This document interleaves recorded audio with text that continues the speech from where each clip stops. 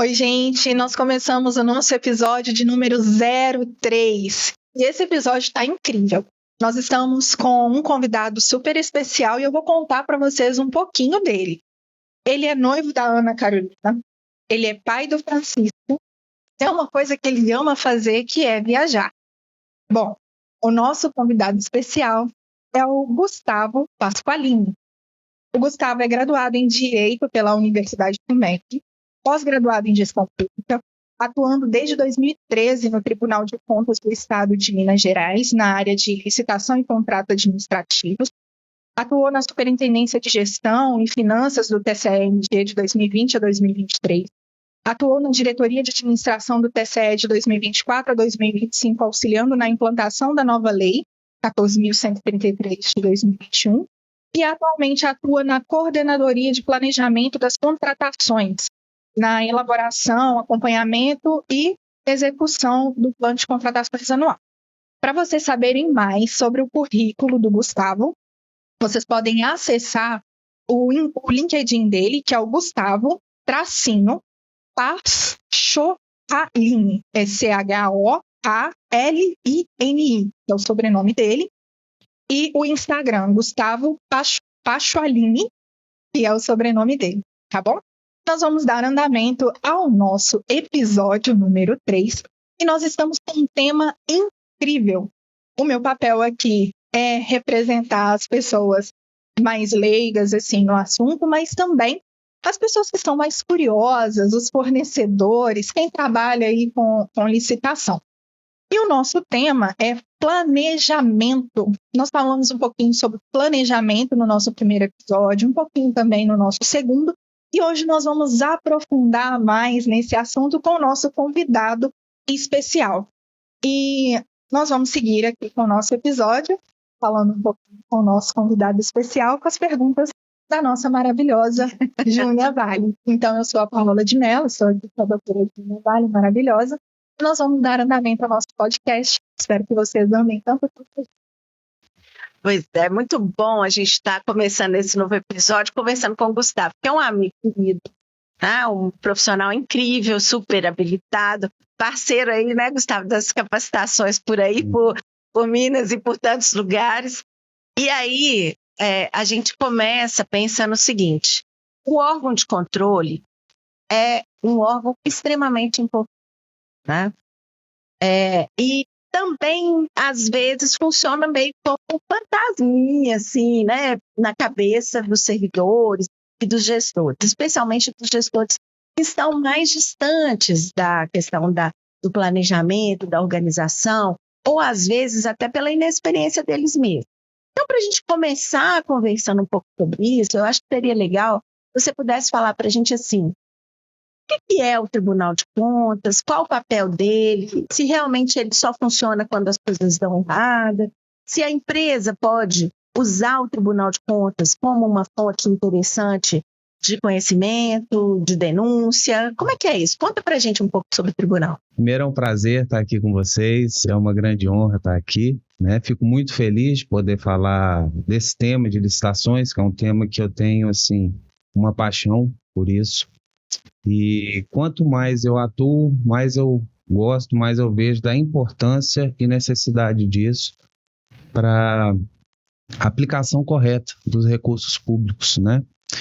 O Tribunal de Contas ele tem um papel fundamental nesse acompanhamento da utilização dos recursos públicos, da aplicação, do acompanhamento, sempre de acordo com as legislações de regência, né?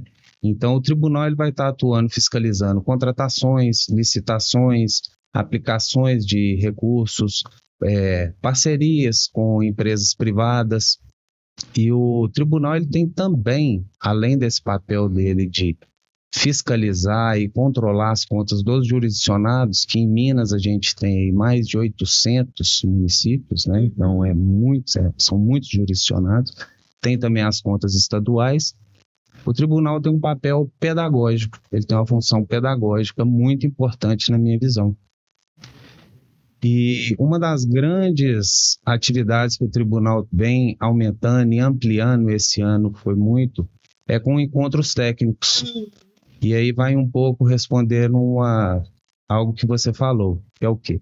Esses encontros técnicos são feitos em municípios, onde o tribunal vai falar um pouco do trabalho dele, um pouco da atividade dele, e são feitas oficinas também, onde a gente tem esse contato direto com os jurisdicionados, a gente desmistifica um pouco disso de o tribunal ser aquele carrasco que vai só atrás do erro. Não, é muito mais importante para a gente ensinar e mostrar como fazer do que punir. Punir é algo que é muito fácil, sim, mas a gente sabe, Júnior, andando aí pelos municípios, o quanto é difícil para um município que é pequeno, que não tem um aparato tão grande, pôr em prática tudo que a lei traz. Né? E a nova lei de licitações, a lei 14.133, ela positiva muitas das boas práticas que já eram cobradas e já eram exigidas pelos órgãos de controle. Então... E eu acho interessante, Gustavo, quando você coloca essa coisa da capacitação, porque realmente é uma necessidade. Primeiro porque a gente sabe que nos municípios, principalmente nos municípios, existe uma rotatividade muito grande em função da troca também, né, dos gestores. E por outro lado, a gente também entende que os municípios têm uma defasagem de mão de obra, de quantidade de pessoal. Às vezes não é fácil você encontrar uma pessoa que tenha um profundo conhecimento. E a licitação, eu costumo brincar isso às vezes com a Paola, é uma legislação muito viva, muito da rotina, mas que tem sempre um olhar novo. E os órgãos de controle fazem muito isso. Por isso eu acho tão importante quando o tribunal faz essa aproximação, isso é realmente louvável, né? Faz essa aproximação, leva esse conhecimento, tira o medo de perguntar, porque às vezes a pessoa fala assim, eu não vou perguntar, porque ele que me fiscaliza, depois eu pergunto, ele vem em cima de mim, né? Exatamente. E isso, pelo contrário, faça a pergunta. A gente tem respostas que foram assim inovadoras, como, vou contar um caso aqui, alguns anos atrás, a Secretaria de Segurança Pública do Estado fazia as licitações para a alimentação para os presos, né? Com um entendimento de que aquilo era um contrato de fornecimento. Como contrato de fornecimento, a Lei 8.666 previa que todo ano ele teria que ser feito novamente, já que a lei deixava claro lá no 57 que contrato de fornecimento, 12 meses e o mais adequado ainda seria que esses 12 meses fossem coincidentes com a vigência dos créditos orçamentários. Então, era um contrato que, a princípio, vigoraria de janeiro a dezembro. Sim. E você imagina o que é uma loucura de você fazer uma contratação desse porte para o estado inteiro, para as unidades que não são poucas, durante um ano. A gente acabava um processo, começava outro. E aí uma consulta foi feita ao Tribunal de Contas do Estado, porque a gente tinha já um exercício de tentar fazer com que isso fosse interpretado como um contrato de prestação de serviço de natureza contínua, porque tinha outras nuances nesse contrato, né, como a segurança em si, como a segurança alimentar daquelas pessoas que não têm outra alternativa para se alimentarem que não seja aquilo que o Estado fornece, estando sob a custódia do Estado. E aí o tribunal, numa decisão absolutamente inovadora, entendeu que esse contrato de fornecimento poderia ser interpretado como um contrato de prestação de serviço de natureza contínua. Isso fez com que a gente tivesse uma condição muito melhor, um interesse muito maior da participação por parte das empresas, na expectativa de que aquele contrato ficaria por mais tempo, né? E uma execução também muito mais favorável, porque na expectativa de que o contrato poderá ser prorrogado por mais tempo, o executor, o contratado, ele tem também um cuidado maior para poder fazer com que isso fique bom para que ele seja escolhido, chamado, convidado a continuar, né? Então, assim, como que é bom, como que é importante ter esse retorno, né? Como que essa construção pode ser saudável e pode ser favorável para o interesse público, como foi nesse caso, né? E é interessante ver que o tribunal, ele tem essa questão de orientar. A gente brincava em alguns cursos, quando o pessoal fazia algo de forma incorreta, vocês vão subir a rádio de mão dada. Vocês tomam cuidado, vocês vão subir a rádio de mão dada. E aí entender que não é só punitivo, muito que bom. tenha uma orientação, que o pessoal vai conseguir entender melhor o que eles estão fazendo para fazer de uma melhor forma, da forma correta. É muito bom. É muito bom. Que não é só a punição que está envolvida. E as empresas também podem usar desses benefícios, né, Gustavo? Sim, inclusive as empresas elas são alcançadas pelo tribunal quando existe a contratação. O tribunal não vai fiscalizar tão somente o ente público, vai fiscalizar também aquele contrato como um todo. Então a empresa que está recebendo o recurso, como está sendo feito, como está sendo gerido, então ela também pode vir a ser um alvo de fiscalização. Então é importante que a empresa também atenda às normas, atenda às legislações, os regulamentos, né? Assim como as empresas também podem fazer fazer denúncias ao Tribunal de Contas acerca de irregularidades, de ilicitudes, né? É claro que essas denúncias, elas têm que ter alguns requisitos, ela tem requisitos, isso está tudo dentro do regimento do tribunal, elas têm que ser feitas de forma clara, tem que ter identificação. Hoje em dia elas são feitas por meio do sistema ETCE, que é informatizado, né? Então, o tribunal ele está cada vez mais aberto a isso e ele vem querendo trazer mais transparência para as atividades. O tribunal esse ano tem aumentado essa questão de estar divulgando as ações, de estar divulgando as atividades dele, porque eu vejo isso como um papel fundamental para que a gente tenha o quê? Um dos controles mais importantes que a gente tem na gestão de recursos públicos, na minha visão, é o controle social. Exato. Que é de quem recebe o serviço. Esse controle social é muito importante. E quando a gente traz a sociedade para perto da gente, a gente tem ali um relacionamento, vamos dizer assim, mais salutar. Um relacionamento melhor. E a gente desmistifica isso de que o tribunal está ali, é só para punir, é só para aplicar multa, é só para aplicar sanção. Não. É muito melhor e muito mais saudável a gente ter os jurisdicionados trabalhando de maneira correta e dentro, é claro, como a gente falou, das condições que os municípios têm. Porque temos municípios que não têm condições de ter ali uma equipe grande de licitação, uma equipe grande de fazer uma pesquisa, que nós vamos falar um pouco, que é uma etapa que ficou, vamos dizer assim, um pouco mais complexa pelo que a lei fala, mas é algo que já era exigido. É algo que já vinha com as boas práticas, né? Então, é esse papel de estar ensinando, de estar trazendo para próximo do tribunal a sociedade e os jurisdicionados, eu vejo como uma das coisas mais salutares dessa atividade do tribunal. E eu acho que você fala muitas coisas importantes, né? Essa fala, Gustavo, tem coisas muito importantes. Primeiro, assim, a gente tem aqui conversado com várias pessoas e a nossa ideia é que principalmente as empresas também entendam que elas são parte desse processo de uma grandeza muito alta. Por quê?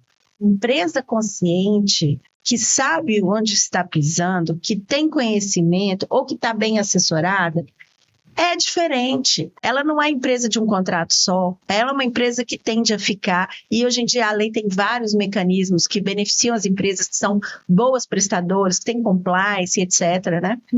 E também, quando você fala da sociedade, é uma coisa que a gente também vem batendo muito, porque tirar essa ideia de que a licitação, e aí passando inclusive pela questão do controle, é algo distante de mim, né? É algo inacessível, quando na verdade faz parte da nossa rotina. E aí eu brinco no primeiro episódio, a gente até comentou sobre isso, assim, é o asfalto na porta da sua casa, ou não. Sim. Ou não, porque se não for bom para todo mundo, ou seja, se o órgão não tiver organização, se o órgão não planejar, se a empresa não executar de forma adequada, se a sociedade não controlar, cada um, né, assumindo o seu papel, a tendência é a gente ter uma qualidade de vida pior, porque a gente vai ficar sem um asfalto no fogo. Eu acho legal essa colocação, sabe? Porque casa muito com o objetivo do licita, mas não complica. A gente quer, de fato, descomplicar. A gente sabe que tem muito juridiquês, que às vezes é complicado para a pessoa física olhar que tá, gente, muito distante de mim esse negócio. Mas que ele entenda que ele pode estar fiscalizando, que ele pode estar entendendo o que está acontecendo ali na sociedade, como está sendo gasto o dinheiro público, como que aquilo ali está sendo gerido. E isso, para a gente, é muito importante. Essa fala sua foi sensacional, porque casa muito com isso. Isso vem muito com os princípios, os pilares da nova lei, que é a questão do planejamento, que é a questão dessa gestão eficiente e eficaz do recurso público, né? E uma coisa muito importante, né, Júnior? Quando eu tenho uma gestão, quando eu tenho uma aplicação eficaz do recurso público, eu tenho como viabilizar outras políticas públicas. Quando eu gasto dinheiro mal gasto, com obras, com isso, e com compras que são desnecessárias, com compras que não rendem o resultado que eu quero, eu inviabilizo outras políticas públicas e eu prejudico a entrega do serviço para a sociedade, que é o mais importante, né? Então, e uma coisa que, igual você falou, e a gente tem muito que licitar é só órgão público que faz, licitar é só dinheiro público que tem. A gente faz isso, pessoal, todo dia. Quando você vai ali no shopping comprar uma geladeira para você está fazendo uma cotação de preço, você vai estimar, você vai pesquisar o melhor para aplicar o seu dinheiro. Você vai comprar o que é melhor para você e que vai te trazer o melhor custo-benefício. É o mesmo princípio da compra pública. Só que tem que ser algo que, com certeza, é muito mais assertivo. Porque não é o seu dinheiro, é o dinheiro da sociedade. É o dinheiro público e aquilo impacta uma sociedade como um todo. Dinheiro, né? Então tem que ser feito com muita seriedade, com muita responsabilidade e principalmente a transparência cada vez maior. Por quê? Eu dando transparência, eu permito que a sociedade veja o que está acontecendo. E ela entenda aonde que aquele dinheiro que ela está investindo, vamos dizer assim, para onde ele está indo, como ele está sendo usado. E aí, Gustavo, a gente tem uma mudança de paradigma muito grande na Lei 1433, porque na 866, a palavra planejamento só aparece uma única vez quando trata de serviço técnico especializado, ou seja, uma coisa, né? Muito específica, tanto que poderia ser contratada até direta, né, de forma direta, e não aparece mais. Então, só aparece lá no artigo 13. E aí, a questão que fica é o seguinte, com a 1433, isso muda radicalmente. E aí, eu te pergunto, você acha que foi para melhor? Você acha que era importante? Você acha que é só mais um passo burocrático? Ou seja, só vai aumentar mais um papel lá? Bom, é algo que aumenta as responsabilidades e as obrigações legais, vamos dizer assim, de todos nós, enquanto agentes públicos. Mas planejar é preciso. Planejar para tudo. Você, quando me apresentou, falou que eu gosto muito de viajar. Isso. Gente, para viajar, se não planejar, não vai dar certo. Não vai dar certo. A gente, para comprar algo, a gente tem que planejar. Tudo na nossa vida depende de um planejamento. E mais importante ainda é para os órgãos. Então, quando você planeja, e o planejamento, ele sim, na 1433, ele é fundamental e ele aparece diversas vezes no texto da lei, porque ele traz diversas consequências na gestão do erário público, na gestão do recurso público. Quando eu planejo, eu evito um fracionamento de despesa, eu evito contratações espaçadas do mesmo objeto, o que acontecia muito, que é o que eu passo o ano inteiro comprando brita para fazer obras. E eu consigo saber de antemão que eu vou ter que fazer obras de recapeamento em vários lugares. Então eu concentro aquilo num processo único, eu faço uma contratação única, eu tenho um ganho de escala, eu tenho uma economia de recurso no que diz respeito a uma coisa que é pouco levantado, que é o quê? O custo de um processo de compra. Perfeito. O custo do processo de compra é muito alto. Ele é muito alto e tem que ser levado em consideração. Porque, às vezes, o custo do processo ele é maior do que o bem em si que eu estou contratando ou comprando. Aí é bom para o fornecedor saber disso e saber, assim, se ele sabe do planejamento, do que está acontecendo ali no órgão público, o que ele está planejando contratar, ele se organiza também para fornecer, né? Sim, exatamente. Então, a lei traz todos esses princípios e traz também a questão de, quando eu sei que eu vou ter essas contratações, uma contratação maior, que vai ser para serviço ao longo do ano, eu vou dividir em etapas de entrega, eu vou dividir em lotes. É claro que quando eu vou contratar, eu tenho que sempre ver também, entender o meu mercado. É uma coisa que eu falo muito quando vou falar da pesquisa de preço. Antes de eu pesquisar o preço, eu tenho que pesquisar o mercado, eu tenho que saber o mercado que me atende, eu tenho que saber o que eu estou comprando, para saber qual é o mercado que eu vou buscar. né?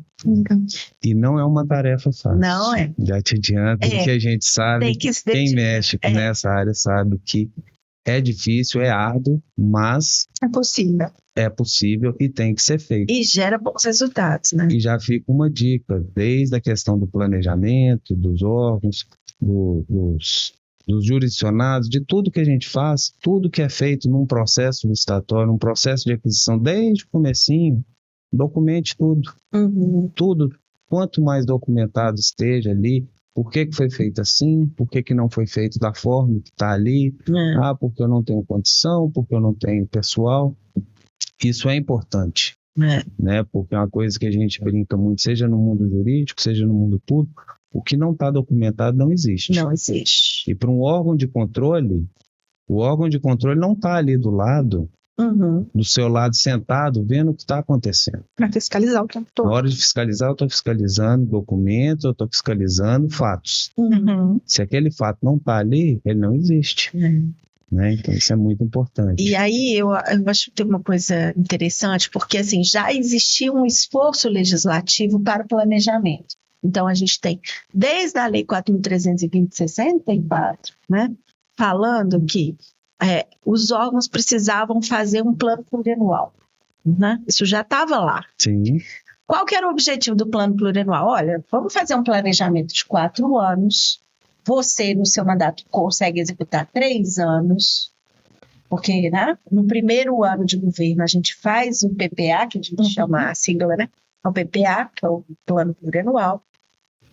No último ano do PPA, do Plano Plurianual, quem faz a execução é o próximo prefeito, porque isso coroa o princípio da continuidade da administração pública. Então já havia esse esforço. E, anualmente, a lei orçamentária anual. Né?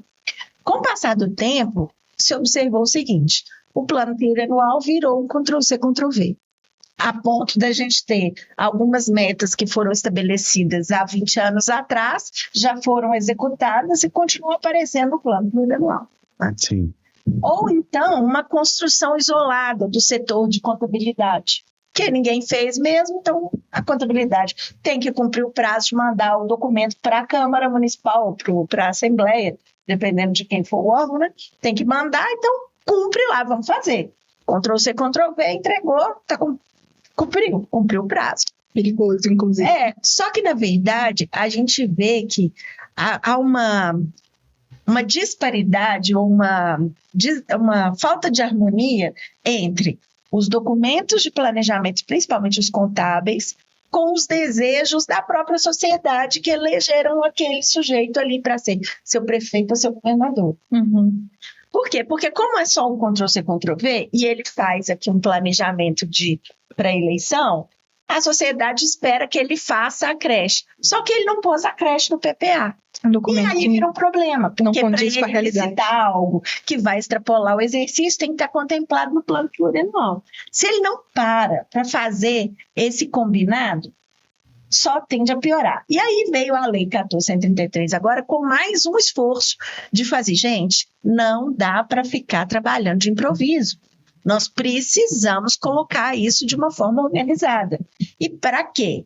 Para viabilizar, primeiro, que haja a aplicação correta dos recursos. Segundo, que a gente consiga executar aquilo que realmente a sociedade pretende. Né? Porque se ela escolheu, ela quer que tenha a creche lá. Então, nós temos que inserir essa creche no PPA, porque vai extrapolar o exercício financeiro, porque a gente rarissimamente vai conseguir construir uma creche com menos de 12 meses, né? Ou pelo menos de 8 meses, porque até fazer um projeto que os órgãos às vezes não têm, mesmo projeto mais ou menos já organizado, um projeto padronizado, como tem algumas unidades de educação infantil, não está, porque você tem que pegar, fazer sondagem de terreno, você tem uma série de etapas, né? E outra coisa, se você não planeja, às vezes você não consegue inaugurar também. Ainda tem isso, né? Ainda tem isso, você não consegue inaugurar. Porque se você começa uma obra, já aconteceu quantas, assim, você começa uma obra sem fazer a sondagem, dá um problema lá no terreno, pronto. Já atrasou tudo, o seu cronograma já foi para o lixo, você pode começar tudo outra vez. E aí tem um retrabalho. Porque se você não planeja, ou planeja mal, planeja correndo, a tendência também é você ter mais sem trabalho. Então, aí veio a 1433 e falou, olha, gente, não dá para ser assim. O ideal é que vocês tenham um escalonamento de planejamento, né? E os órgãos, especialmente aí os municipais, pelo que a gente transita, eles têm mais dificuldade de planejar e tem um imediatismo maior para a execução, né? E aí eu costumo brincar, Paula Ridman, que eu falo que às vezes teve um gestor que dormiu, acordou e falou assim, ai gente, eu acordei com uma vontade de comprar uma maca. E chega lá no setor de licitações e fala assim, gente, eu quero comprar uma maca. Mas para que o senhor quer comprar uma maca? Não, eu quero comprar uma maca. E aí, antes da 1433, funcionava assim. Você vai lembrar disso comigo, Gustavo. Entrava na internet para fazer uma pesquisa de maca. Aí achava lá uma maca mediano, preço mediano. O sujeito não entende, nunca viu uma maca na vida, tá? Entrava lá, falava, esse preço aqui tá bom, fazia lá o descritivo daquilo, ia para cotação, fazia uma cotação, às vezes ganhava outras cotações, inclusive é uma coisa que eu gostaria que você falasse a respeito, que a lei não tinha as exigências que tem hoje, e aí depois fazia o processo, comprava uma maca, chegava a maca era para aeronave. Né? E aí uma visionário, maca... visionário. Aí, vai comprar o avião depois. Quando o gestor chegava e falava assim, agora eu estou aí numa ação, eu fui multado e tal, preciso me defender. Eu falei, gente, mas por que o senhor está sendo punido se eu for visionário? Porque Sim. às vezes a cidade não tinha nem aeroporto. Agora, o dia que tivesse o aeroporto e tivesse o avião, a maca estava garantida, a maca já estava lá. Se ela não tiver enferrujada até lá. Ainda tem isso, né? Pequeno detalhe. Você acha que isso ainda acontece, Gustavo? Você acha que ainda tem, assim, gestor assim?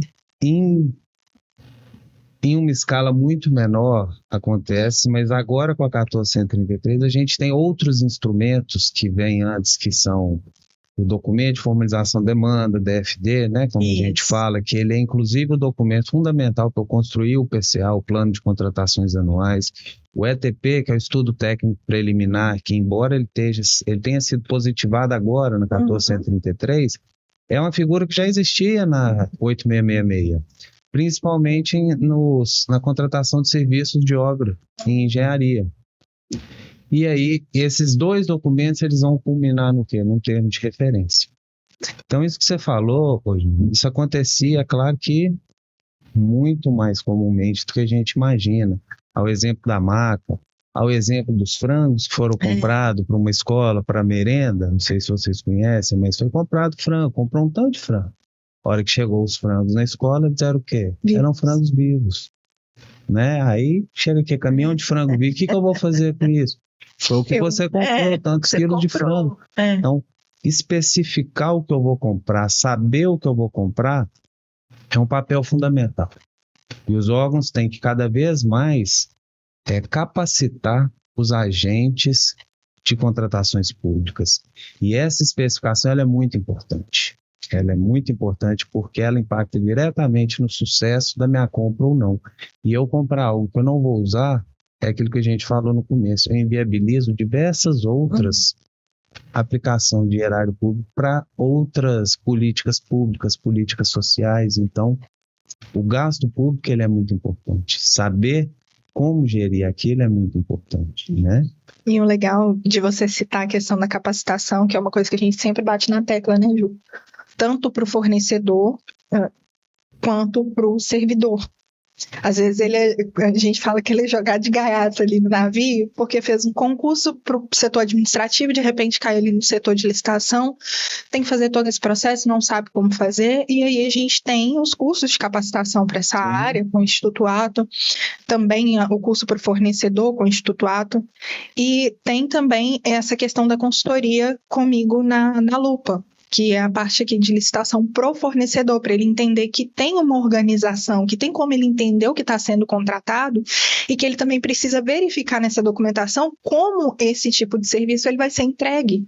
Então, essa parte do planejamento é muito importante, porque, por exemplo, eu pedi, a gente comentou sobre isso, né, a planta baixa no último podcast, Se está ali uma coisa e a gente vê que está ali por cima, o fornecedor também vai entregar o que ele acha que deve, o que ele entendeu ali que está escrito.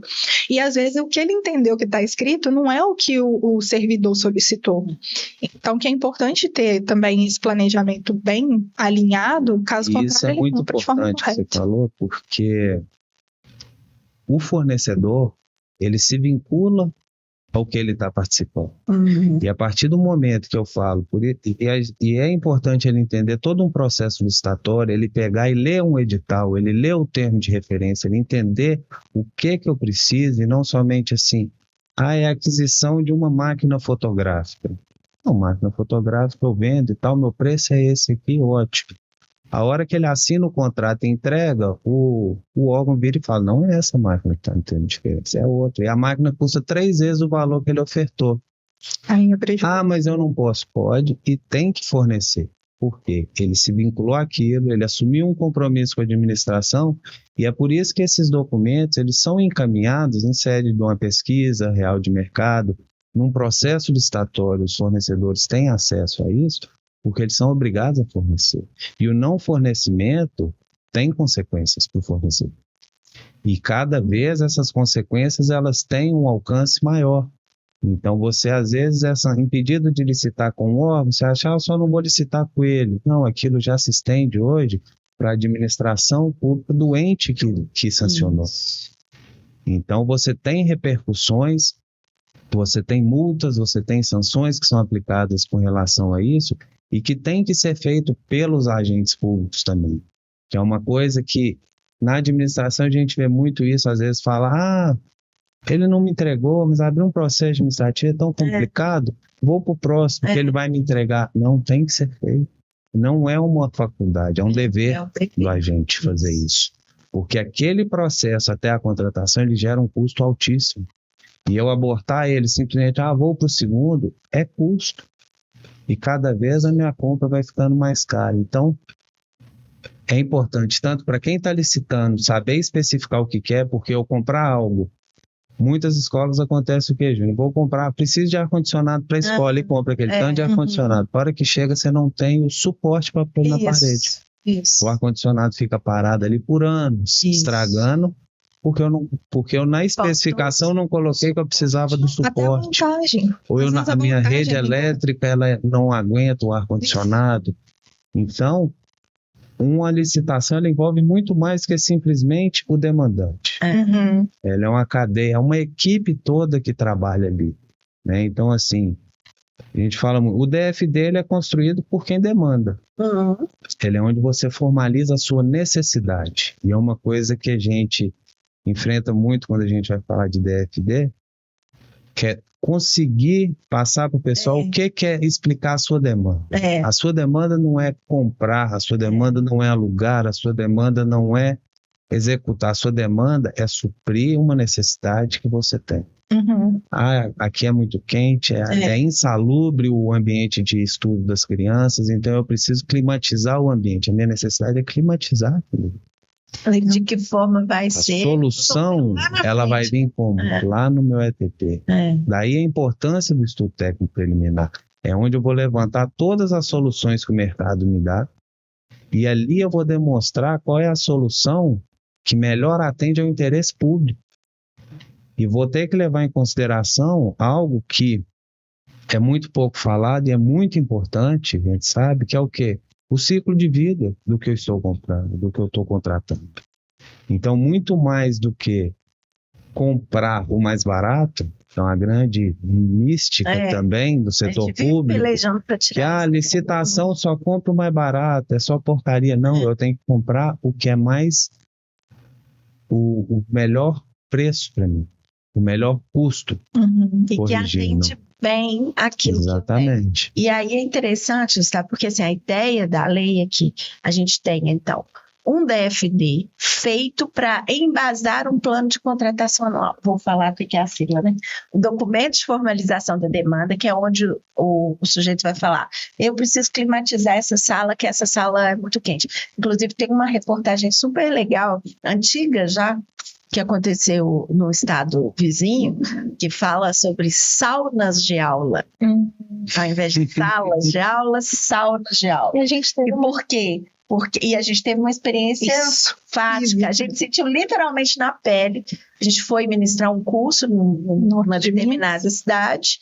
E aí, quando chegou lá, a sala de aula super quente, não tinha nenhum tipo de climatização.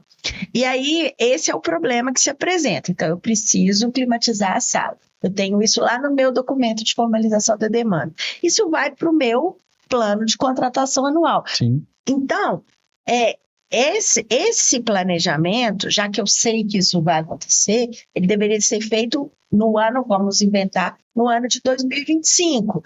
E o meu plano de contratação anual deve ser a base da minha lei orçamentária, ou seja, se eu pretendo resolver o problema da climatização no ano que vem, isso vai constar na minha lei orçamentária anual de 2026. Então, eu faço uma programação para que eu tenha orçamento para em 2026 eu contratar a climatização. Lá em 2026, eu volto no meu plano, que está publicado, e aí, claro, passa por ajustes, porque às vezes pode acontecer da minha Câmara, então vamos pensar no município, né? Da minha Câmara Municipal, fazer algum corte orçamentário na minha LOA, na minha lei orçamentária anual, eu preciso fazer uma pequena revisão no meu PCA. Se não fez, ótimo, está tudo lá. Eu pego em 2026 e falo assim, bom, o ideal seria começar as aulas com as salas climatizadas. Então, eu já deveria ter começado meu planejamento no ano anterior para licitar no início do ano, para quando fosse, vamos imaginar, fevereiro, os meninos já entrassem numa sala climatizada. Peguei, vou lá no meu PCA e pinço esse DFD, esse documento de formalização da demanda da climatização. Ele vai ter um valor estimado, nós vamos conversar um pouquinho sobre ele daqui a pouco, tá? Ele tem um valor estimado aqui. Aí eu pego esse DFD, coloco o que a gente recomenda, né, Gustavo? Não sei se você concorda, que seja uma equipe de planejamento, porque fazer um estudo técnico preliminar de climatização envolve energia, Sim. envolve as pessoas que estão naquela sala de aula, então envolve o demandante, envolve o pessoal de obras, porque às vezes precisa fazer um corte na parede, a gente não sabe se aquela parede pode ou não ser cortada, se o ar-condicionado vai ter que ser instalado ali ou no outro, se vai ser um ar-condicionado central ou vai ser um monte de pequenos, né, aparelhos, isso tem que ser visto no estudo técnico preliminar. Aí faz o estudo técnico preliminar. Vamos imaginar que do estudo técnico preliminar, a melhor solução tendo em vista quantas pessoas frequentam aquela sala, o tamanho daquela sala, as condições elétricas daquela sala, etc., etc., melhor é comprar o aparelho de ar-condicionado e instalar. Aí a gente vai para o termo de referência, que aí é onde eu sei, olha, já que é comprar o ar-condicionado, eu tenho que comprar o ar-condicionado, eu tenho que fazer a instalação, eu tenho que ter garantia. Quanto tempo leva para instalar? Qual parede vai instalar? Precisa fazer mais alguma coisa? Tem tomada, etc. Isso vai estar no termo de referência, né? Uhum. E aí o termo de referência vai ser anexado ao edital. E é a hora que chega para o privado, é a hora que vai para o mercado para falar, olha, eu preciso disso, você tem para me entregar? E aí as coisas vão acontecer. Esse trabalho, ele é grande, é verdade, Sim. mas ele costuma ser um trabalho único.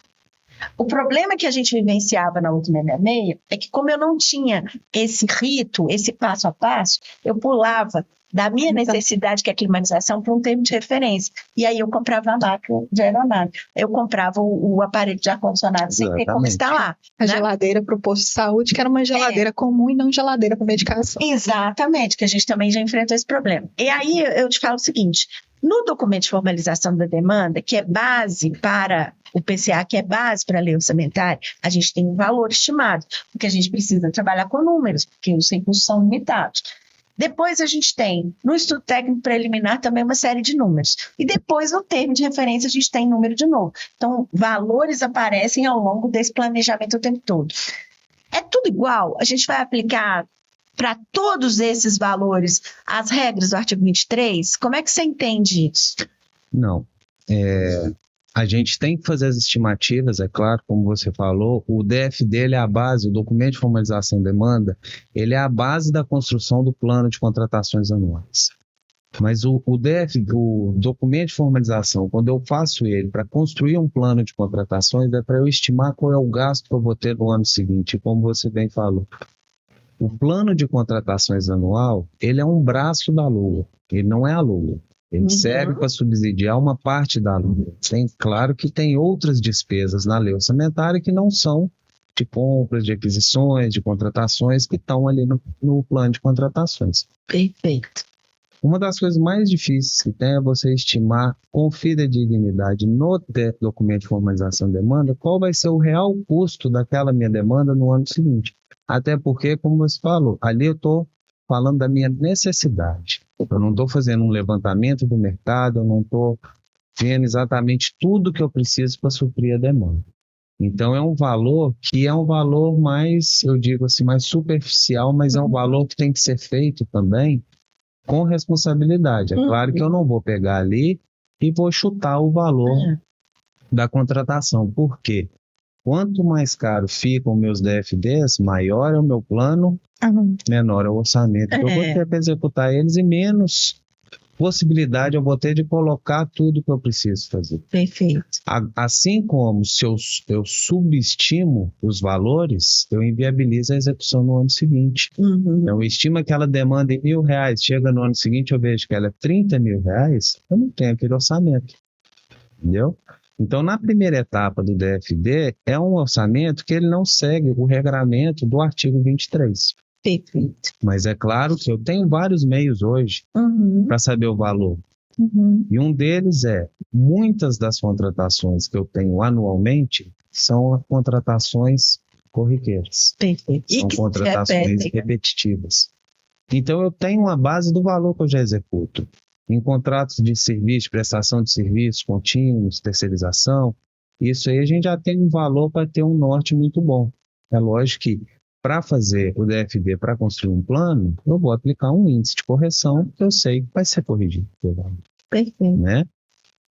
Agora, tem itens que são complicadíssimos, nos casos de TI, por exemplo. A gente enfrenta isso o tempo todo. São insumos que são cotados em dólar, são insumos que têm uma variação de valor muito grande, é muito difícil de estimar um ano antes. Tá? Mas aí vamos lá. Então, no DFD, no documento de formalização, eu tenho uma estimativa, ela tem que ser feita com seriedade, mas ela não segue o regramento. No estudo técnico preliminar, aí já é uma estimativa que eu já faço ela com mais robustez, vamos dizer assim, porque o estudo técnico é onde ele vai me dar a solução da minha demanda. É mais palpável. Ali eu tenho que apresentar, vou te dar um exemplo, por exemplo, se eu preciso fazer... suprir o órgão com computadores. Enfim. Eu preciso de pôr computador para os meus servidores. No estudo técnico preliminar, eu vou abordar o quê? Eu vou comprar? Eu vou alugar? Eu vou precisar de uma garantia? Qual que é o tempo que eu vou usar aquilo? E aí eu tenho que demonstrar qual é o custo de eu alugar, qual é o custo de eu comprar. E o custo de eu comprar, aí eu tenho que considerar todos os custos indiretos que envolvem isso. Qual que é o custo de manutenção? Qual que é o custo para gerir o meu parque tecnológico? Qual que é a defasagem tecnológica? Em quanto tempo eu vou precisar trocar aquilo? Então, isso tudo tem que ser levantado e aí eu tenho que ter valores reais. Porque eu não vou simplesmente fazer um achismo. Vai avaliar um cenário como... E com isso eu sigo para um termo de referência. Compilei isso tudo, fiz meu termo de referência. Com o termo de referência, aí eu vou fazer uma cotação seguindo todo o regramento do artigo 23. E aí eu tenho hoje 5 parâmetros que o artigo 23 me traz. Perfeito. E o penúltimo deles, que a Lei 14.133 traz, é o quê? Cotação direta com o fornecedor. Que era o nosso primeiro e mais utilizado. Mais um mito da 8666. Na 8666. Então, fica aquela questão, eu não posso cotar com fornecedor? Pode, a gente deve cotar com fornecedor, mas cotar somente com fornecedor é algo que o TCU, os tribunais de contas já rechaçam isso há muito tempo e já alertam os órgãos para isso há muito tempo. Porque o fornecedor sabe, o fornecedor ele conhece o órgão, ele conhece como que é a dinâmica ali, no sentido de que eu vou jogar meu preço lá em cima, porque num processo licitatório eu vou negociar onde eu tenho minha margem de negociação. Só que quando eu jogo muito para cima o meu valor, eu corro o risco de formalizar um contrato pagando absurdamente acima do mercado. Famoso sobrepreço. Né? Exatamente. Então, E tem uma coisa interessante, Gustavo, que você fala, que eu acho muito importante, que é essa coisa da gente entender que para cada um desses documentos há uma finalidade específica.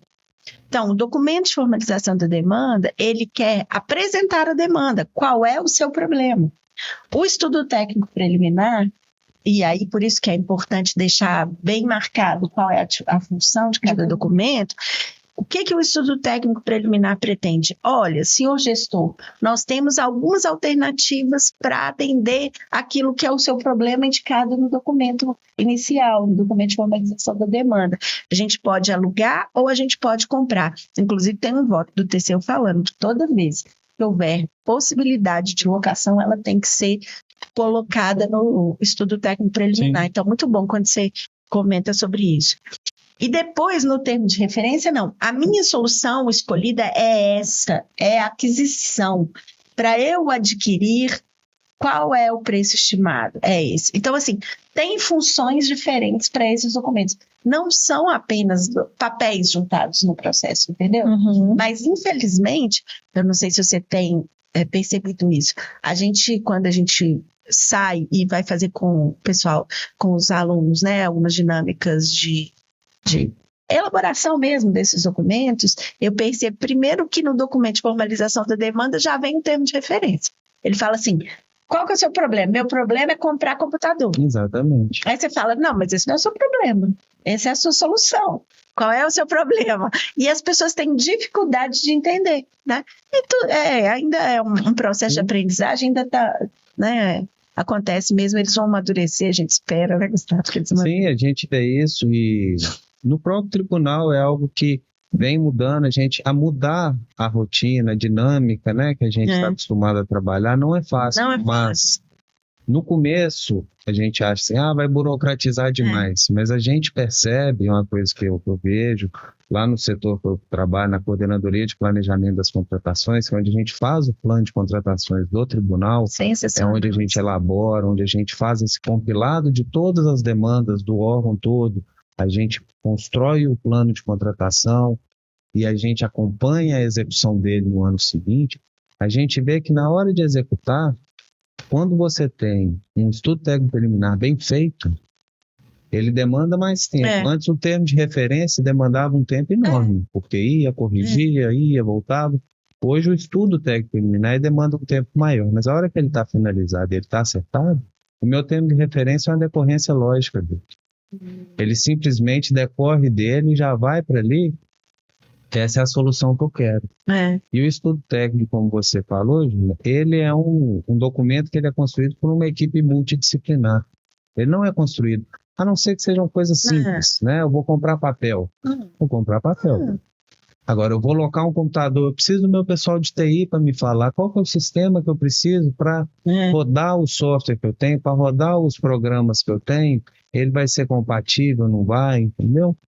Para colocar um ar-condicionado, eu preciso de envolver o pessoal de obra, eu preciso envolver o pessoal que vai fazer a compra, as secretarias. Então, normalmente ele não vai ser construído por uma única pessoa, por um único setor. Ele vai ser um documento multidisciplinar. E é rico, né? Isso é muito rico, porque eu percebo no tribunal onde eu trabalho, que quando a gente senta para conversar sobre o estudo técnico preliminar, coisas que nós sozinhos não pensávamos aparecem. E a gente fala assim, gente, não é que é possível? Para você ter ideia, outro dia a gente estava conversando sobre a aquisição de um piano. Eu vou ser muito sincera, eu não tenho prática com piano, né? Não tenho, não conheço. E eu descobri que piano, a gente tem piano de meia cauda, de 3/4 de cauda e de cauda inteira. E que isso tem a ver com o ambiente onde vai ser colocado o piano e o tipo de execução que se pretende com ele. E outra, tem piano, aquele piano que é comprido, que chama piano de armário. Tem esse e tem um piano digital. O piano digital, ele é assim, bem mais frágil, ele tem uma utilização muito mais lúdica do que profissional. O de armar, só para vocês entenderem como que a gente fica sabendo das coisas estudando, senão a gente compra errado. Talvez eu compraria esse piano digital, que é o mais barato, que não vai atender de jeito nenhum a utilização, por exemplo, por um artista, um solista, um pianista que tem, né, uma formação erudita. Então, ele não toca, jamais tocará um piano digital, você tá entendendo? Então, assim, a gente só consegue saber disso se a gente parar para fazer um estudo. Que parece óbvio falar, mas o estudo técnico tem que ter também uma pessoa técnica para aquela área de que você está comprando. E se você não sabe disso, como eu não sabia, e aí a gente foi fazer, foi pensar a coisa do espaço, né? Qual que é o objetivo? A gente quer para dar aulas de piano? Porque se for para dar aula de piano, de repente pode ser esse tipo armário, que é um custo intermediário. Não é para isso, são para apresentações, é para colocar no centro cultural, é uma coisa diferente mesmo. Ah, não, então tem que ser um de cauda, de meio, de 3/4 um de cauda. Então, se a gente não estudar o objeto, por mais óbvio que pareça, que quando a gente pensa assim, piano, parece piano, aquele preto, bonito e tal, mas a gente não tem ideia do que é comprar um piano, né? Então, eu acho que você tem razão. O estudo técnico preliminar, ele é o documento hoje em que a gente gasta mais tempo. Mas ele também traz agilidade, porque ele, quando ele está bem feito, ele define o termo de referência com muito mais rapidez e a compra, ela, via de regra, ela é muito mais assertiva. Então, ela traz muito mais o que a lei agora diz que a gente deve atender, não falava antes, agora falo, que é a efetividade, que é a contratação apta a gerar o resultado mais vantajoso. Né? Então, eu acho que é importante que as pessoas entendam isso, especialmente os gestores, porque existe uma ansiedade do gestor, eu preciso para ontem, acordei, quero uma maca amanhã, né? Então, assim, é importante que as pessoas entendam que leva tempo, mas que também gera qualidade lá na contratação. Sim. E para o fornecedor é muito melhor, porque quando ele pega um termo de referência que foi fruto de uma história de planejamento, a tendência é que ele saiba exatamente o que a administração pretende. Porque está claro. E os documentos também são disponíveis. Então, ele consegue entender aquela construção muito melhor e falar assim, não resta dúvida. Para eu entregar o ar-condicionado, eu tenho que colocar o suporte, eu tenho que instalar e eu tenho que dar garantia de 2 anos. Exatamente. Né? E uma coisa também que eu acho interessante que você falou, que eu acho admirável, é que você falou que agora o tribunal tem uma coordenadoria de planejamento. Sim. Isso é maravilhoso, porque outra dificuldade que eu vejo nos órgãos, e aí sobremaneira nos municípios, é quem é que vai cuidar do plano? Né? Quem é que vai cuidar desse menino? Porque esse menino precisa de acompanhamento, que não é também só fazer um plano, né, Gustavo? Sim. Faz um plano e deixa ele lá solto. Não é isso. Tem que ter um acompanhamento. E aí você fala que no tribunal é uma coordenadoria. No caso do meu tribunal, tem uma diretoria. Diretoria de administração é que cuida desse menino, né? É que faz o acompanhamento do PCA. E sabe por que eu acho importante? É porque a Lei 14.133, ela traz para os órgãos uma certa autonomia que a gente não tinha. É importante que o Tribunal de Contas do Estado tenha entendido que ele precisa de uma coordenadoria e que o Tribunal Regional do Trabalho tenha entendido que para ele na diretoria está mais adequado. Ou seja, você precisa se conhecer, saber quem é o seu órgão, qual é a sua estrutura, para entender assim, quem vai cuidar. Essa liberdade a Lei 14.133 dá para a gente, né? Exatamente. E até o ano passado, o acompanhamento, o planejamento, a elaboração do plano de contratações anual, ele era feito dentro da diretoria de administração. A administração do órgão, a administração do ente, normalmente, é quem vai fazer todo esse acompanhamento, né? Então, a diretoria sempre fez isso, sempre foi uma atribuição dela. Só que a partir desse ano, a gente entendeu que a criação da coordenadoria de planejamento da contratação, a gente consegue ter uma melhor efetividade, um melhor acompanhamento disso tudo, porque, de fato, é algo que demanda, sim, você ter uma equipe para quê? Porque não é um trabalho também que você joga na mão de um servidor e fala assim, o filho é seu, acompanha aí e faz tudo. Não, é um trabalho muito sério, é um trabalho muito importante e que ele traz repercussões muito sérias para o órgão e para os entes, né? É uma coisa que a gente falou, o documento de formalização de demanda, ele traz ali o valor estimado, a data que eu preciso, quais são as demandas, e com isso eu elaboro o meu plano de contratação anual. Com o meu plano, consigo ter um retrato do que eu vou gastar com essas aquisições e contratações para o ano subsequente. Isso. E isso me permite o quê? Evitar que eu fracione uma despesa. Evitar que eu faça compras espaçadas e acabe depois tendo que fazer um processo licitatório para uma compra de R$1.000, porque eu atingi um limite e eu não posso. E hoje, fracionar a despesa é algo muito sério. Até a Lei 8.666, enquanto ela estava vigente, era sério. Sempre foi sério, sempre foi apurado, sempre foi sancionado, mas era um crime licitatório. Hoje, os crimes de licitação eles foram para o Código Penal. Exatamente. Né? Então, fracionar a despesa tomou um viés muito mais sério do que simplesmente eu falar assim, extrapolou o limite do não. A gente está fazendo um controle ali que eu não simplesmente estou controlando, brincando ali. É muito sério. Então, a hora que eu vejo aquilo, eu falo, vamos juntar isso tudo, fazer uma compra só, porque a minha despesa nesse ano, ela vai ultrapassar o limite que a lei estipula. Então, nós vamos fazer um processo licitatório, né? Então, na coordenadoria, a gente desenvolve todo esse trabalho de compilar, montar o plano, e no ano subsequente, a gente vem acompanhando a execução de todas as demandas. Então, é um trabalho diário que a gente tem. E o plano de contratação anual, ele eu brinco muito que o plano de contratação ele é dinâmico. Ele não é estático. Até por isso que é um plano. Ele é um plano. E eu não tenho como prever tudo. É verdade. A gente tem demandas que surgem da noite pro dia. Quebrou um vidro, caiu uma ponte. Eu não tinha como falar assim, ano que vem aquela ponte. Lógico que tem casos que a gente sabe que ela vai cair. Pode a gente ser não sabe quando, mas ela vai cair. Mas são coisas imediatas. A ponte caiu e ficou ilhada aquele vilarejo, e eu tenho que ter uma solução.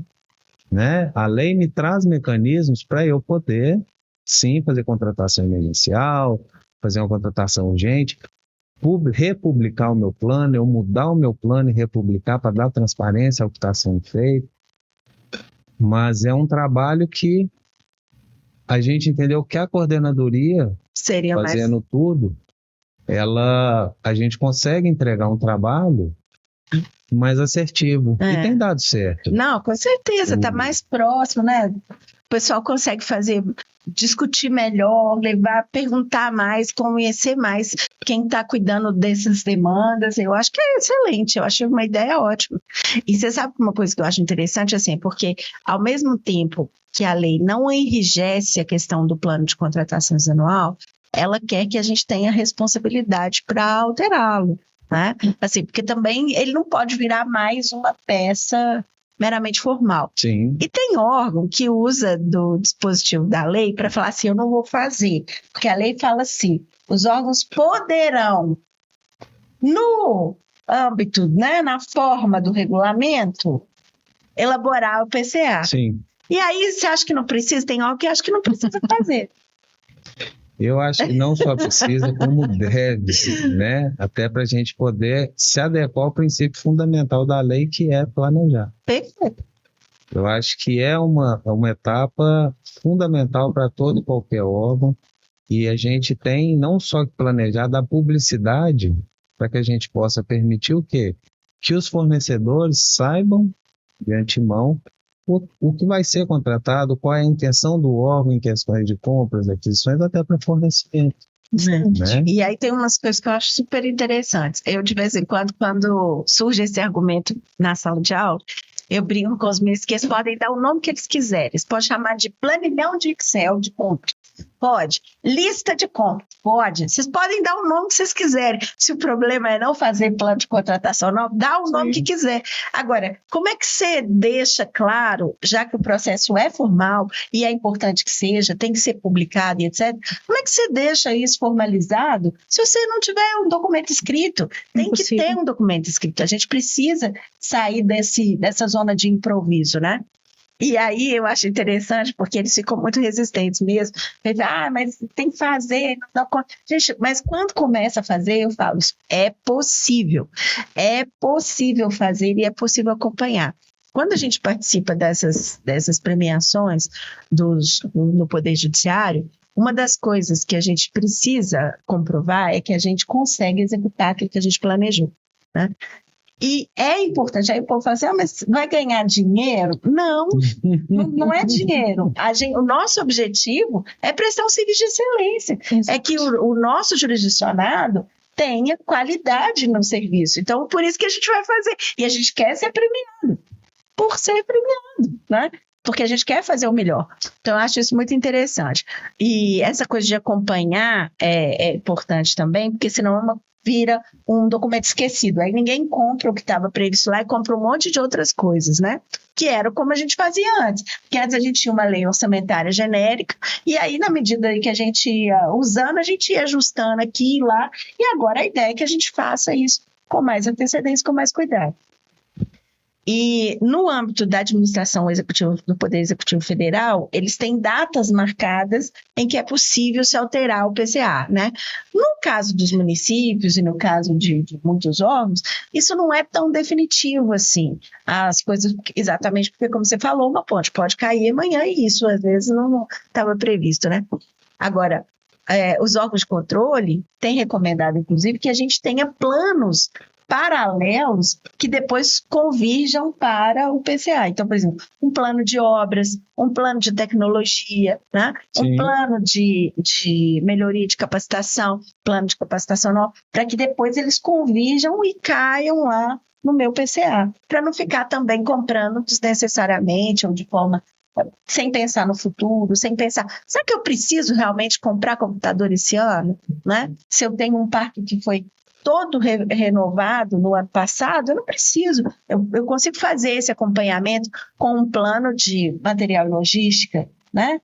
Com um plano de sustentabilidade. Sim. Então, essas coisas convergem, né, para o PCA mais eficiente. Mas ele pode ser alterado. Ele precisará ser alterado. Eu acho que eu não conheço nenhum caso, porque a vida é dinâmica, né, Gustavo? A vida dinâmica. Eu também desconheço um PCA que tenha sido sempre executado 100%, do inicial, esses líderes bonitinho, certinho, não tem como. A realidade é essa. A vida seguisse o papel, né? Não é bem assim. É claro que o ideal é que a minha execução seja igual ao meu planejamento. Eu vou executar o que eu planejei, mas nem sempre eu vou conseguir executar tudo e nem sempre eu vou conseguir planejar tudo que eu vou executar. Dentro da razoabilidade, né? Tem que ter uma margem aí de flexibilidade mesmo. Não tem como. E aí, Gustavo, eu não posso deixar passar, porque o Gustavo, ele é uma pessoa que conhece muito de estimativa de preços. E aí, no termo de referência, eu queria voltar nesse assunto, eu queria que você desse assim, mudou muito com a Lei 1433, né? E aí a gente já falou que existem os parâmetros e que os órgãos de controle sugerem que quando a gente estiver fazendo essas estimativas, que a gente tenha cuidado de pelo menos fazer uma cesta. A famosa cesta de preços. Você tem alguma dica para quem faz essas estimativas? Tem alguma recomendação de segurança para quem faz essas estimativas? Quem está lá no município, os municípios costumam ter servidores que são cotistas, né? Que pegam esses termos de referência e ficam só para fazer cotação. Sim. Você tem alguma dica? O que você acha que você recomenda para essas pessoas? Isso que você falou é uma das coisas mais importantes, eu vejo, na hora de fazer uma estimativa de custo, uma estimativa real de preços, que é algo que não é positivado agora na 1433, mas não é novidade. Isso Perfeito. aí é uma positivação das boas práticas que os órgãos de controle já recomendaram. Então, eu vou trabalhar com uma cesta de preços. A cesta de preços, ela simplesmente eu usar diferentes parâmetros para eu cotar o meu mercado, né? Então, eu vou buscar o quê? Contratos atuais da administração que estejam vigentes, E nesse ponto eu ressalto muito com o pessoal o seguinte: muitas vezes o pessoal está cotando preço, vai fazer uma estimativa de preço de um serviço contínuo. É um serviço que eu tenho, é um serviço que está acontecendo, só que é um contrato plurianual que eu não posso mais prorrogar e eu vou ter que licitar de novo. Gente, o meu preço que eu estou executando é um dos meus primeiros parâmetros. Porque se eu estou executando um serviço, ele está sendo executado a contento, eu estou contratando novamente o mesmo serviço, não houve um pedido de reequilíbrio por parte do meu prestador, meu fornecedor, aquele é um valor de mercado, é um valor real do custo dele. Então, utilizar ele, contratos de outros órgãos, pesquisar, e aí eu posso pesquisar no PNCP, posso pesquisar em outros portais governamentais também os contratos vigentes. Vou cotar com fornecedor? Vou cotar com fornecedor também. É importante cotar com fornecedor. Vou pesquisar na internet? Vou pesquisar, tendo o cuidado de, quando pesquisar na internet, usar sites confiáveis, onde você possa utilizar ali no seu relatório, que eu falei, sempre documentar, montar um relatório de como você obteve o valor de referência, e onde você tem um print da onde você cotou na internet, com datas, com o nome do site, a hora certinho, e aí ficar muito atento, é uma coisa que eu falo muito quando vou dar algum curso, falar sobre estimativa, quando eu vou cotar na internet, eu nunca vou utilizar aquele preço de pagamento à vista ou pagamento no Pix. Olha que eu coto lá, o primeiro que vem é R$700, e no Pix é 500, só o preço é 500. Não, a administração pública não paga no Pix. Né? A gente paga empenho, a gente tem um processo. Considerar o valor do frete. Isso impacta no meu serviço. Então, isso tem que ser considerado. E tem uma novidade que a lei traz também, que é o último parâmetro, mas que também traz, que é o quê? Fazer a pesquisa na Base Nacional de Notas Fiscais Eletrônicas. É muito bom. Só que a nota fiscal é o valor mais ajustado de uma contratação. Então, muito cuidado, porque é um valor que se eu uso só a nota fiscal, eu corro um sério risco de fracassar, de ter uma licitação deserta. Quando eu uso todos esses parâmetros, eu consigo pegar o preço do fornecedor que está sobreestimado, pegar um que está mais ajustado na nota fiscal e contrabalancear aquilo. E aí eu consigo montar uma cesta de preços. E aí, além disso, né, Júlia, porque a lei fala o seguinte, além de eu cotar, eu tenho que falar qual é o método estatístico que eu usei, qual é a metodologia que eu usei. Eu vou usar uma média, eu vou usar uma mediana, eu vou sanear aquela amostra, como que eu vou chegar nisso? E é uma parte que eu brinco muito com o pessoal, porque o que é a média, o que é a mediana, como que eu saneio isso? Aí eu tenho que trabalhar com desvio padrão, coeficiente de variação, e aí a gente joga aquele tanto de fórmula para chegar no pessoal fica assim, abre o olho e fala, mas como que eu faço isso? A gente tem sistemas, a gente tem planilhas que dão resultado. Mas é de extrema importância para quem trabalha com isso entender o porquê de cada um e quando usar.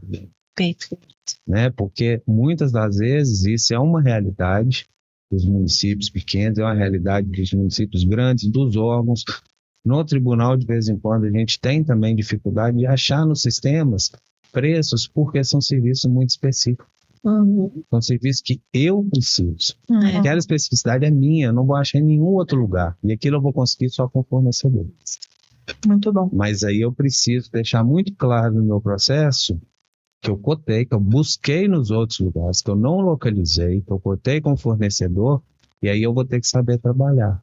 Vou ter que saber olhar aqueles valores e ter uma análise crítica. Isso é muito importante. Não é frutos bolas da minha cabeça. Não é igual assim, esse valor eu acho que ele está muito alto, eu vou tirar ele e vou trabalhar com os menores. Não, às vezes eu tenho que tirar o menor e trabalhar com a média dos maiores.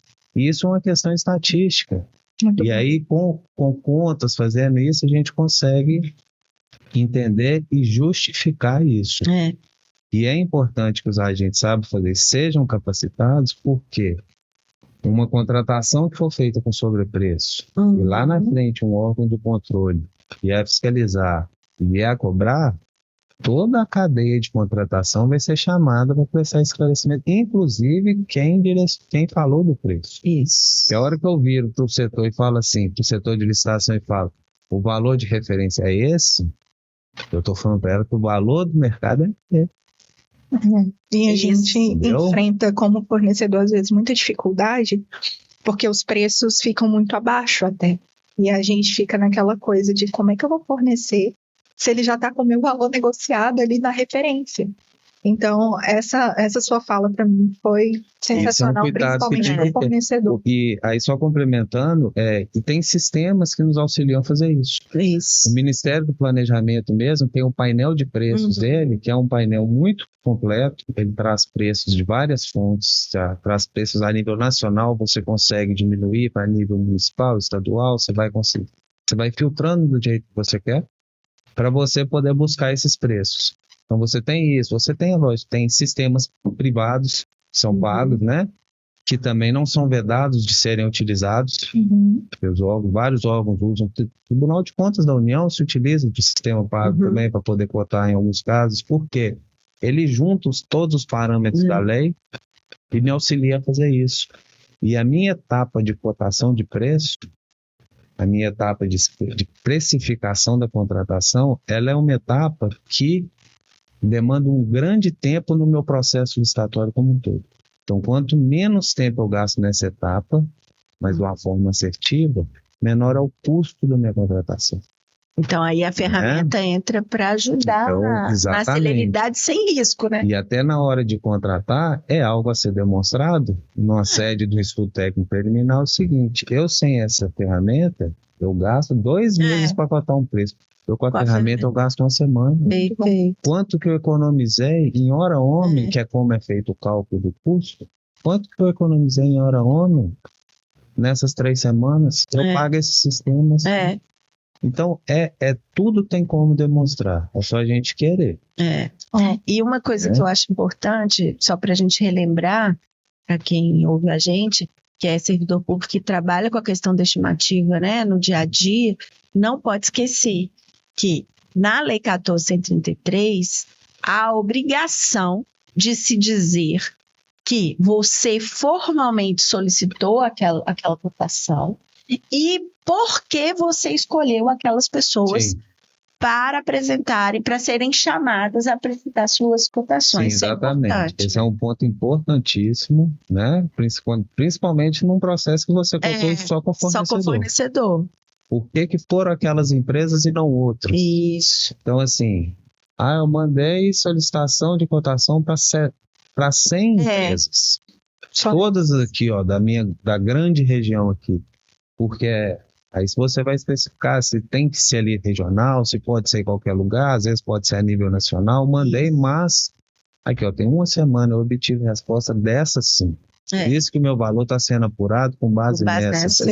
E até porque quando a gente não tem essa demonstração, né, Lívia? Quando eu não deixo claro que eu busquei em todas as fontes e não consegui e cotei simplesmente com o fornecedor, o TCU tem um acórdão que ele fala que a cotação feita só com o fornecedor sem justificativa caracteriza erro grosseiro. Isso. E sendo caracterizado o erro grosseiro, a sua defesa está bem comprometida, se aquilo for objeto de uma análise de um controle. Então, é ter muito cuidado com isso, documentar. Quando eu falo em documentar, é principalmente a questão da pesquisa, da busca pelo valor de referência, né?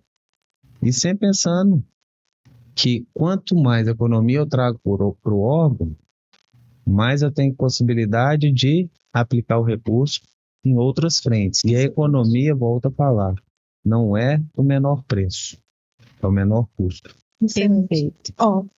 A prosa tá boa. Paula sempre traz essa notícia. A prosa tá muito boa e eu queria muito que a gente continuasse, porque até pro quesito fornecedor aqui eu tô amando o papo, tem dicas valiosíssimas, mas o nosso tempo tá chegando ao fim. E aí eu entendo que o planejamento é uma coisa que facilita o processo, tira ali a licitação de ser um processo tão burocrático para tornar ele mais simples.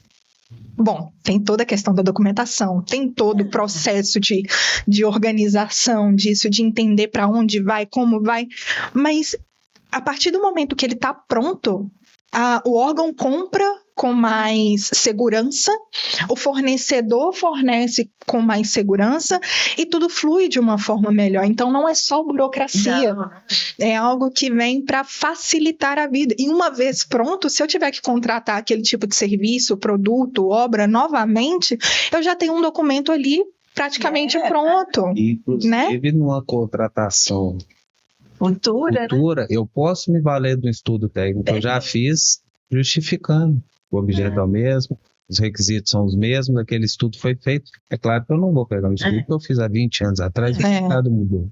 Mas algo que, corriqueiramente, eu estou contratando. Então, e isso, à medida que entra na rotina dos órgãos, dos servidores, isso facilita muito o dia a dia da gente. Excelente.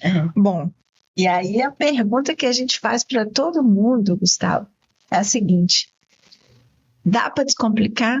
Planejando, a gente licita, mas não complica? Eu entendo que sim. Num primeiro momento é aquele susto que a gente toma, né? Quando a gente pega a lei e fala assim, nossa, eu vou ter que fazer isso tudo. Agora eu tenho isso tudo para fazer. É difícil? Num primeiro momento é difícil, mas não deixe de fazer. Porque a hora que isso entra na rotina, a hora que isso começa a ficar normal, construir um DFD, apresentar minha demanda, fazer um estudo técnico bem feito, a decorrência daquilo flui. E flui não só no meu processo de aquisição, flui para o meu processo inteiro de execução do contrato. O meu contrato agora na 1433, ele pode ser um contrato que pode durar 10 anos. Eu posso fazer por 5 mais 5, então é muito tempo para frente para eu ter problema que eu evito todos nessa fase interna da licitação. Excelente, né? E assim, se a gente tivesse mais tempo, o Gustavo é sério, assim, tá sensacional. A gente quer agradecer a sua presença por ter atendido a esse nosso convite. Espero que você venha mais vezes para descomplicar com a gente. E quantas vocês é um prazer. Gente, eu deixo para vocês as redes sociais novamente. As redes sociais do Gustavo no LinkedIn é Gustavo Pachoalini. Então é com P-A-C-H-O-L-I-N-I, Pacho. P-A-S, olha só. C-H-O-A-L-I-N-I. Então, no Instagram é Gustavo Pachoalini, na forma que ele acabou aqui de explicar pra gente. E as nossas redes sociais também do Licita, mas não complica. Então, Licita, mas não complica, tanto ali no Instagram, quanto no LinkedIn, quanto no... Vocês vão encontrar a gente com todos esse nome em todas as nossas redes sociais. Espero que esse episódio tenha ajudado vocês e a gente volta aí num próximo episódio com assuntos relevantes para vocês. É isso aí, obrigadão, Gustavo, foi uma delícia conversar com você, volta mais, muito bom, né, quando a gente tem papo para bater, e eu acho que foi importante para todo mundo que está assistindo a gente, porque realmente esse planejamento é fundamental. Eu acho que quando a gente começar a difundir essa cultura mais rapidamente nos órgãos e os gestores e os servidores entenderem, os fornecedores entenderem como que funciona, vai ser muito bom, porque o nosso objetivo é licitar, mas não complicar. Exatamente. Eu agradeço muito o convite, muito feliz de ter vindo falar de um tema que eu adoro. E igual você perguntou, dá para descomplicar? É muito mais difícil a gente fazer o simples, né? Mas vamos fazer, porque o simples é o que a gente tem que fazer. Não vamos complicar. A gente complicar, não precisa. Dá para fazer. Obrigada, Gustavo. Até a próxima. Até uma próxima.